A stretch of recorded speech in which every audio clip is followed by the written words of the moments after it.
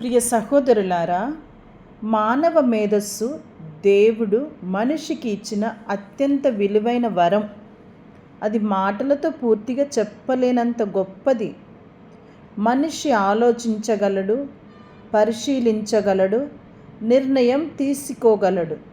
ఇదే మేధస్సు మనిషిని ఇతర సృష్టిలన్నిటికంటే ప్రత్యేకంగా నిలబెడుతుంది.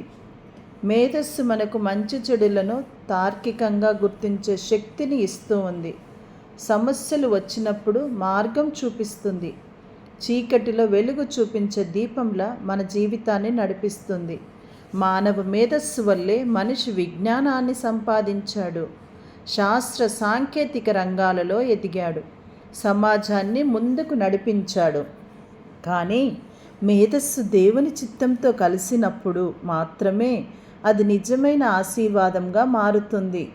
మేధస్సు వినయం లేకుండా ఉంటే అది గర్వానికి దారితీస్తుంది. కానీ దేవుని జ్ఞానముతో నడిచే మేధస్సు ప్రేమను, సేవను, దయను పెంచుతోంది.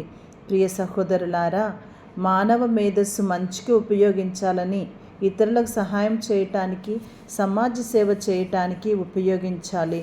మరి మానవ మేధస్సు వర్ణాతీతమైనదే, కానీ అది దేవుని జ్ఞానంతో కలిసినప్పుడు మాత్రమే జీవితాన్ని సార్థకం చేస్తూ ఉంది. మనం ఇక్కడ చూస్తూ ఉన్నాము కదా, ఒక చెక్క కర్ర, మరి దేనికి పనికిరాను అనుకున్నటువంటి ఆ యొక్క కర్రను కానీ, వెదురును కానీ, చెక్క ముక్కలను కానీ చూస్తే మానవుడు తన యొక్క మేధస్సును ఉపయోగించి ఎంతో అందంగా, వైభవంగా, సుందరంగా రకరకాల ఆకృతులను చేసి ఉన్నాడు. అంటే మానవుని యొక్క మేధస్సు ఎంత గొప్పదో చూడండి. మనమైతే ఆ చెక్క ముక్కలను లేదా ఆ కర్రలను, ఆ వెదురును అలా చూస్తూ కూడా ప్రక్కన పడవేస్తూ ఉంటాము. కానీ దేవుడిచ్చిన మేధస్సు గొప్పవరం. దానిని ప్రేమతో, జ్ఞానంతో ఉపయోగిస్తే జీవితం ప్రకాశిస్తుంది అనుటకే ఉదాహరణ మనం ఇక్కడ చూస్తున్నటువంటి ఈ రకరకాల వర్ణాతీతమైనటువంటి ఆకృతులు. దేవుడు మనిషికి ఎంత గొప్ప జ్ఞానాన్ని ఇచ్చాడు.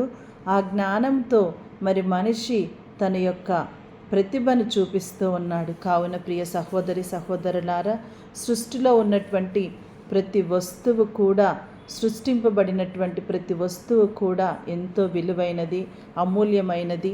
దానిని మనం సరి అయిన రీతిలో ఉపయోగించుకున్నట్లయితే. కావున నా సహోదరులారా, మీ యొక్క మేధస్సును ఉపయోగించి మీరు ముందుకు వెళ్ళండి.